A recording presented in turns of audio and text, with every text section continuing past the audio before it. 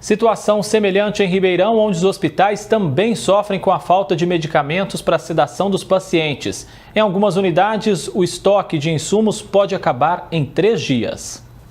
Esse comunicado emitido pela Secretaria Municipal de Saúde de Ribeirão Preto acende o alerta para a falta de medicamentos, como anestésicos, sedativos e bloqueadores neuromusculares, fundamentais para casos graves de Covid-19, quando o paciente precisa ser intubado.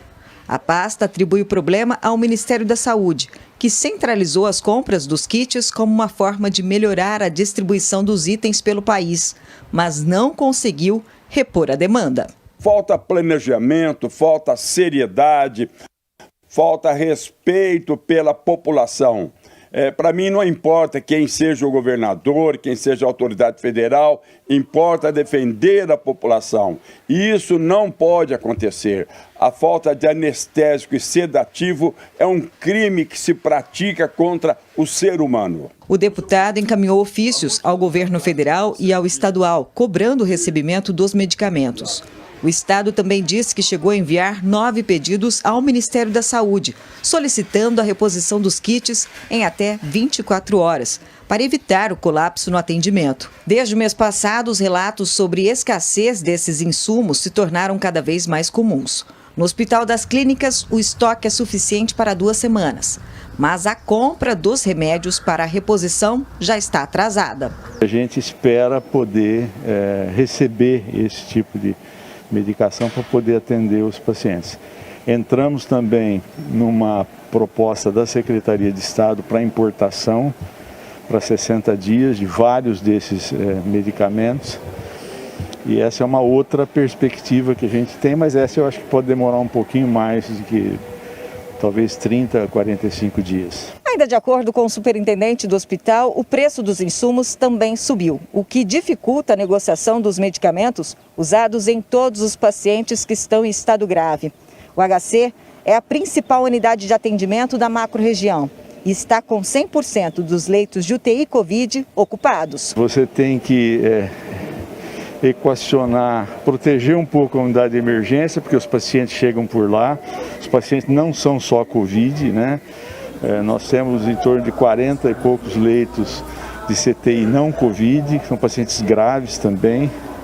Reduzimos um pouco a atividade cirúrgica, em parte também porque eles usam os mesmos insumos.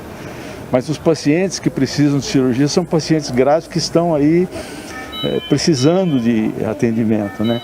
Então a gente tem que, enfim, tentar controlar essas coisas da melhor maneira possível.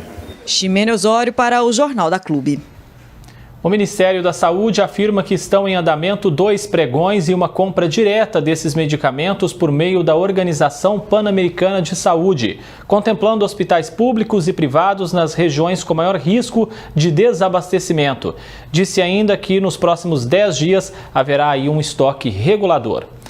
A situação é bastante preocupante, por isso eu converso aqui agora ao vivo com o deputado federal pela macro-região, Ricardo Silva. Deputado, o senhor já vem denunciando essa situação há algum tempo, né? Ótima tarde ao senhor. Oi, André. Boa tarde para você, boa tarde a todos que acompanham o Jornal da Clube. Sim, desde o ano passado que eu venho denunciando a falta de critério no manejamento de recursos da pandemia.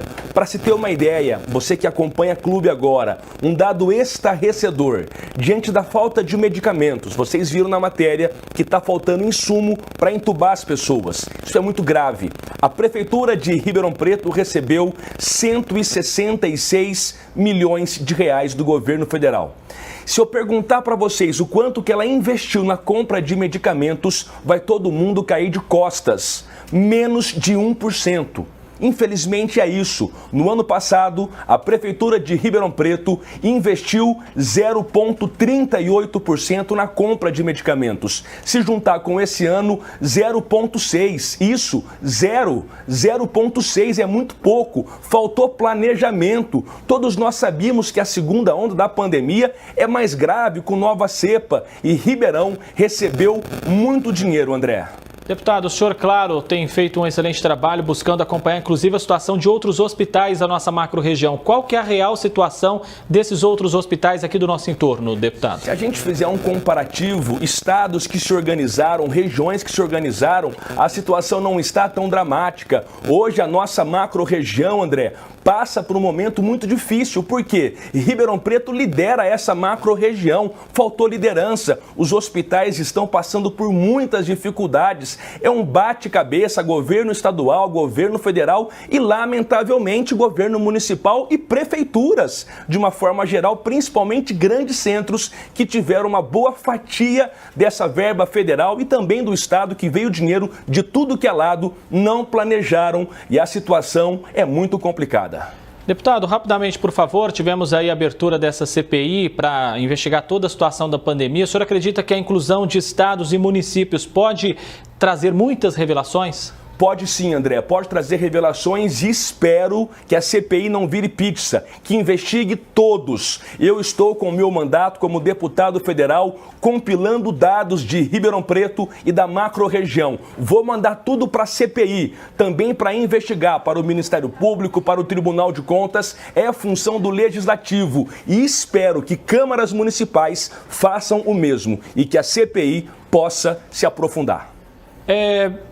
Deputado, por exemplo, Ribeirão Preto recebeu mais de 160 milhões, gastou pouco com medicamento. Ribeirão pode entrar nesse contexto também? Isso pode se agravar? Deve entrar, eu vou mandar para o relator da CPI, só estou esperando nomear no Senado Federal como parlamentar federal de Ribeirão Preto. Vamos mostrar que em Ribeirão Preto faltou critério. Menos de 1% do dinheiro que recebeu para comprar remédio, com pessoas morrendo, com empresas quebrando, isso pelo menos é falta de sensibilidade, para não falar outra coisa. Esperamos que a CPI possa ir a fundo. Deputado federal pela macro-região, Ricardo Silva, mais uma vez, muito obrigado aqui por atender o Jornal da Clube. Obrigado, um grande abraço. Até mais.